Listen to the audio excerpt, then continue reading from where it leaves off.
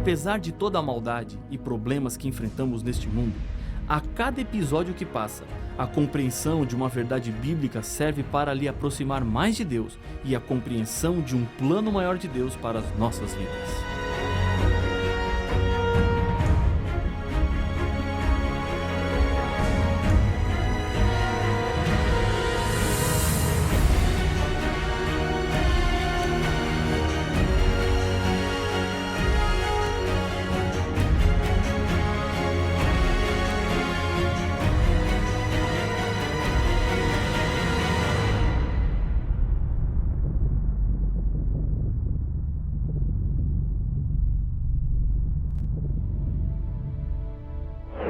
No Brasil, 99% da população diz acreditar em Deus, mas esse dado não é tão animador quando sabemos que apenas 59% leu alguma vez qualquer passagem da Bíblia e ainda menos de 40% frequentam regularmente uma igreja.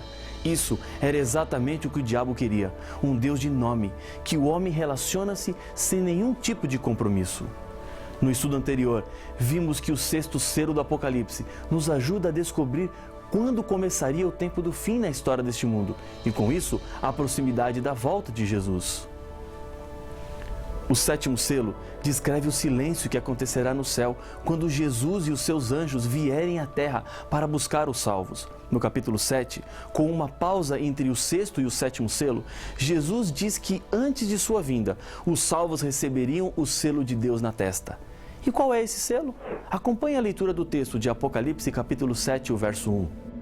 Depois disto, vi 4 anjos em pé nos 4 cantos da terra, conservando seguros os 4 ventos da terra, para que nenhum vento soprasse sobre a terra, nem sobre o mar, nem sobre árvore alguma. Os símbolos do Apocalipse precisam ser interpretados para entendermos o que é que está acontecendo neste momento que o texto bíblico descreve. Os ventos significam guerras, conforme está escrito em Jeremias capítulo 51, versos 1 e 2. Eis que levantarei um vento destruidor contra a Babilônia. Enviarei padejadores contra a Babilônia, que a padejarão e despojarão a sua terra. A guerra que Apocalipse 7 descreve viria dos 4 pontos cardeais da terra, ou seja, será uma guerra que atingirá todo o mundo. O verso 2 continua explicando a visão. Vi outro anjo que subia do nascente do sol, tendo o selo do Deus vivo, e clamou em grande voz aos 4 anjos, aqueles aos quais fora dado fazer dano à terra e ao mar, dizendo: não danifiqueis nem a terra, nem o mar, nem as árvores, até selarmos na fronte os servos do nosso Deus. Apocalipse capítulo 7, versos 2 e 3. Nas 2 grandes guerras mundiais, mais de 70 milhões de pessoas perderam a vida. Embora fossem guerras grandes e sangrentas, a terra não foi danificada como um todo, nem a vida marítima, nem o reino vegetal. Os anjos estão segurando ventos que farão com que a terra fique completamente envolvida pela maldade humana, que se manifestará de diversas maneiras. E esses ventos estão seguros até o momento em que todos os fiéis receberem de Deus um selo. Em 1961, no auge da Guerra Fria, os jornais publicaram a denúncia do senador australiano Thomas Morrow, assinalando que os Estados Unidos quase destruíram o mundo quando a rede automática de alarme contra ataques de foguetes em Nova York registrou erradamente um sinal de que um foguete havia sido disparado da Rússia contra os Estados Unidos. Morrow disse que, felizmente, um canadense que estava nos controles neste momento não apertou o botão para enviar um foguete contra a Rússia. Essa dúvida salvou o mundo, porque o erro poderia ter provocado um ataque dos Estados Unidos à Rússia, e esta naturalmente teria respondido. O alarme falso foi provocado por um sinal que rebateu na Lua. Ainda hoje, existe certa tensão quando o assunto são bombas atômicas. Acertos internacionais regulam normas, mas alguns países buscam desenvolver essa poderosa arma, como a Coreia do Norte e Irã, gerando um clima de insegurança em muitas nações do mundo. A Bíblia nos diz que o mundo terá fim, mas não será por causa de nenhuma guerra mundial provocada pelo ser humano. A volta de Jesus é o fim da história deste mundo. E antes de Jesus voltar, os salvos já estão marcados como separados. Em Isaías capítulo 8, verso 16, a Bíblia nos diz onde está o seu selo. Resguarda o testemunho, sela a lei no coração dos meus discípulos. Apocalipse 7 diz que o selo é aplicado sobre aqueles que já estão convertidos. Em outras palavras, aqueles que estão vivendo de acordo com a lei de Deus, procurando ser obedientes aos 10 mandamentos a cada dia. O selo era algo muito comum na época em que a Bíblia foi escrita. Ele dava autenticidade e importância onde era colocado. Um selo deveria conter 3 elementos básicos: nome do governador, cargo que ocupa, território do seu domínio. No 4º mandamento da lei de Deus, os 3 elementos são encontrados juntos. Ali Deus havia colocado o seu selo. O texto está em Êxodo capítulo 20, versos 8, 9, 10 e 11. Lembra-te do dia de sábado para o santificar. 6 dias trabalharás e farás toda a tua obra, mas o 7º dia é o sábado do Senhor teu Deus. Não farás nenhum trabalho, nem tu, nem o teu filho, nem a tua filha, nem o teu servo, nem a tua serva, nem o teu animal, nem o forasteiro das tuas portas para dentro. Porque em 6 dias fez o Senhor os céus e a terra, o mar e tudo o que neles há. E ao 7º dia descansou. Por isso, o Senhor abençoou o dia de sábado e o santificou. O selo de Deus. Nome: Senhor, o teu Deus. Cargo: Criador de todas as coisas. Território: Universo. Ezequiel capítulo 20, verso 12, confirma o texto dizendo: também lhes dei os meus sábados, para servirem de sinal entre mim e eles, para que soubessem que eu sou o Senhor que os santifica. O ato de o selo ser colocado na testa dos salvos representa, na verdade, a mente que está por trás, ou seja, serão selados aqueles que aceitarem de verdade a vontade de Deus para a sua vida. O selo de Deus na lei demonstra a autoridade de quem fez a lei. O selo na testa representa a quem pertence àquela pessoa. É como colocar o seu nome em um livro. Ele não é mais igual aos outros, ele lhe pertence. Deus faz também assim, coloca um selo sobre aqueles que são dele e no momento da volta de Jesus levará para a eternidade os salvos. O diabo nos roubou, mas Jesus não é um ladrão. Ele não pega o que não é dele. Para poder transformar a sua vida, Jesus nos comprou com o seu sangue. O diabo quer nos matar, porque o salário do pecado é a morte. Mas não precisa ser a sua morte, porque Jesus já morreu no seu lugar. Você pode rejeitar o selo de Deus. E se você fizer essa loucura, Jesus não terá direito de propriedade sobre você e sua vida. Em Isaías 56, uma profecia demonstra que os que não eram judeus seriam conhecidos ao se unirem ao povo de Deus pela obediência. Acompanhe a leitura dos 7 primeiros versos. Assim diz o Senhor: mantende o juízo e fazei justiça, porque a minha salvação está prestes a vir e a minha justiça prestes a manifestar-se. Bem-aventurado o homem que faz isso, e o filho do homem que nisto se firma, que se guarda de profanar o sábado e guarda a sua mão de cometer algum mal. Não fale o estrangeiro que se houver chegado ao Senhor, dizendo: o Senhor, com efeito, me separará do seu povo. Nem tampouco diga o eunuco: eis que eu sou uma árvore seca, porque assim diz o Senhor aos eunucos que guardam os meus sábados e escolhem aquilo que me agrada e abraçam a minha aliança. Darei na minha casa e dentro dos meus muros um memorial e um nome melhor do que filhos e filhas. Um nome eterno darei a cada um deles, que nunca se apagará. Aos estrangeiros que se chegam ao Senhor para o servirem e para o amarem, o nome do Senhor, sendo deste modo servos seus, sim, todos que guardam o sábado, não o profanando, e abraçam a minha aliança, também os levarei ao meu santo monte e os alegrarei na minha casa de oração. Os seus holocaustos e os seus sacrifícios serão aceitos no meu altar, porque a minha casa será chamada casa de oração para todos os povos. Isaías 56, versos de 1 a 7. Isaías deixa evidente que o sinal é para todas as pessoas, independente de sexo, nacionalidade, raça ou qualquer diferença humana. Jesus usou o contexto de Isaías 61, quando purificou o templo, expulsando aqueles que estavam comprando e vendendo, fazendo da casa de oração uma casa de comércio. Isso demonstra que os propósitos e princípios de Deus não mudam. Sábado para todos os povos e casa de oração para todos os povos representam verdades de Deus para todos os tempos.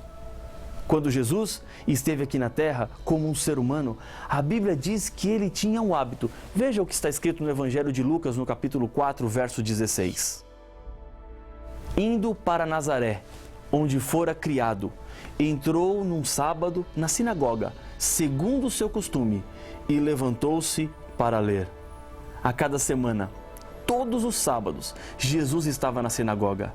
Ele estava dando um exemplo e muitas coisas que nós aprendemos foi feito pelo exemplo de outras pessoas. Ensinamos os nossos filhos através do exemplo. Essa era uma das estratégias de Jesus. O sábado é um dia reservado por Deus para ter um encontro com você. Deus está lhe convidando para ir à igreja no sábado e passar momentos agradáveis e felizes com o Criador da sua vida. Um argumento usado para dizer às pessoas que hoje não precisamos mais obedecer ao quarto mandamento é dizer que Jesus ressuscitou no domingo. Então, agora, esse passou a ser o dia do Senhor. Está certo? Não. Estaria certo se a Bíblia dissesse isso, mas como não diz, isso não é a verdade. A Bíblia diz até mais. Depois que Jesus já estava morto, veja o que aconteceu entre os seus seguidores, incluindo a sua mãe. Então, retiraram-se para preparar aromas e bálsamos, e no sábado descansaram segundo o mandamento. Lucas capítulo 23 e o verso 56. Os fiéis seguidores de Jesus não ungiram o corpo de Jesus, mas descansaram no sábado. Se Jesus tivesse abolido a guarda do sábado, como alguns argumentam, os discípulos e nem a própria mãe de Jesus sabiam. Lembre-se de uma coisa: ser cristão é imitar Jesus, ser semelhante a Ele e viver a vida que Ele viveu. Um exemplo disso é não odiar ninguém. Jesus, quando estava morrendo na cruz, pediu para que Deus perdoasse aquelas pessoas, pois elas não sabiam o que estavam fazendo. E todo esse engano que tomou conta do mundo religioso, fazendo com que as pessoas fiquem perdidas nesse assunto, tem a sua origem revelada na Bíblia. Daniel, capítulo 7, verso 25, fala de um poder que se levantaria contra Deus. Se você tiver uma Bíblia, acompanhe comigo a leitura do texto. Isso é muito importante. Proferirá palavras contra o Altíssimo, magoará os santos do Altíssimo e cuidará em mudar os tempos e a lei. Jesus, no começo do Sermão do Monte, esclarece no verso 17 do capítulo 5 de Mateus que ele não tinha vindo à terra para mudar a lei, mas sim para cumprir. A mudança da lei não vem de Deus, mas de um poder que quer destruir os filhos sinceros de Deus. Deus não fez a mudança da lei e nem autorizou ninguém a fazer. E Jesus enfatiza que a lei deveria permanecer a mesma até que o céu e a terra passem. E até onde sabemos, nem o céu nem a terra passaram. Então, nenhuma letra da lei pode ser tirada ou mudada. É por esse motivo que a obediência ao mandamento do sábado é o sinal que representa lealdade, obediência e reverência a Deus. No livro do Apocalipse, João vê 3 anjos voando pelo meio do céu. Esses 3 anjos falam aos habitantes do planeta Terra e trazem advertências. O primeiro anjo traz a seguinte mensagem: temei a Deus e dai-lhe glória, pois é chegada a hora do seu juízo. E adorai aquele que fez o céu e a terra e o mar e as fontes das águas. Apocalipse capítulo 14, verso 12. Nós já ouvimos uma afirmação semelhante nesse estudo, e ela vem do 4º mandamento, o que fala sobre o sábado. Para recapitular, veja mais uma vez Êxodo capítulo 20 e o verso 11. Porque em 6 dias fez o Senhor os céus e a terra e o mar e tudo o que neles há, e ao 7º dia descansou. Por isso, o Senhor abençoou o dia de sábado e o santificou. O anjo está chamando a atenção dos seres humanos para o mandamento do sábado. E qual é o motivo de termos que guardar o sábado? A resposta está no contexto do verso. Porque Deus é o Criador. Foi Ele quem fez. E como Criador, Ele pode exigir. Essa questão do sábado nunca foi tão importante para os cristãos como é em nossos dias, no século XXI. A ideia de que o mundo veio do nada e somos resultados da evolução está espalhada por aí. Há milhões e milhões de anos atrás houve uma grande explosão e dela uma parte que se espalhou no universo virou o planeta Terra. Nessa teoria não há espaço para o que a Bíblia apresenta como sendo a criação do mundo. Nada de acaso, mas sim fruto de um planejamento de Deus em compartilhar a vida com seus seres criados e fazer deles felizes. Ser fiel ao sábado é anunciar ao mundo que você acredita na Bíblia e que Deus é o Criador de tudo. Infelizmente, essa verdade tem sido negligenciada por muitos, inclusive estudiosos da Bíblia. A Bíblia e só a Bíblia é o que precisamos para andarmos em segurança neste mundo. Alguns anos atrás, estava dirigindo uma campanha de estudos da Bíblia em uma igreja no interior de São Paulo. Muitas pessoas estavam vindo a cada noite para aprenderem mais sobre Deus. Histórias lindas aconteceram naqueles dias de pessoas que tiveram as suas vidas transformadas. Numa dessas noites, o meu tema era sobre o sábado.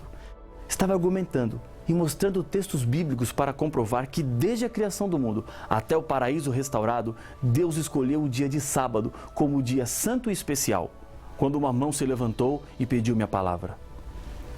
Naquele instante, fiquei preocupado com aquilo que aquela senhora iria falar, pois eu não a conhecia, mas ela insistia com a mão erguida e eu não tive como não lhe dar a oportunidade para falar. Disse-lhe, pois não? Ela ficou em pé e, olhando nos meus olhos, falou com firmeza: Pastor, não é muita pretensão apenas você falar do sábado nessa cidade, enquanto nenhum outro líder religioso fala?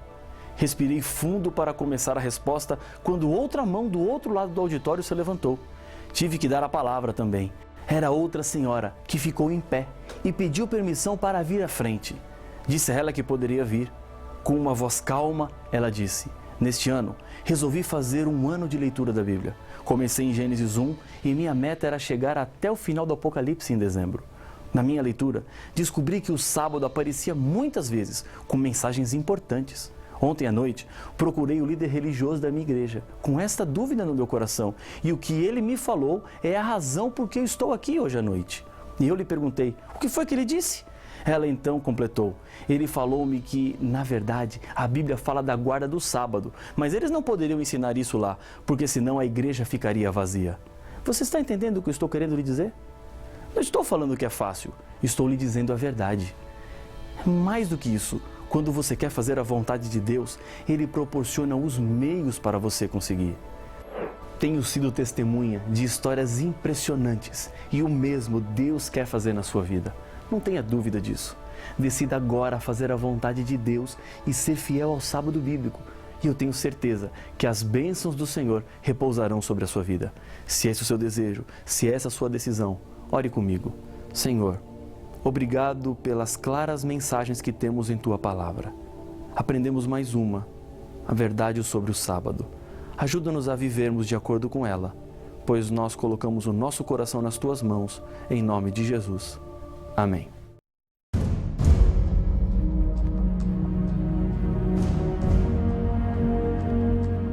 O que faz um dia santo é o fato de Deus santificá-lo. E a Bíblia nos revela que o único dia que Deus santificou foi o dia de sábado. Então, se o domingo não é um dia santificado, por que muitos o guardam? Onde temos provas que o domingo não é o dia de guarda? Para saber as respostas, não perca o próximo episódio de Apocalipse, o fim revelado.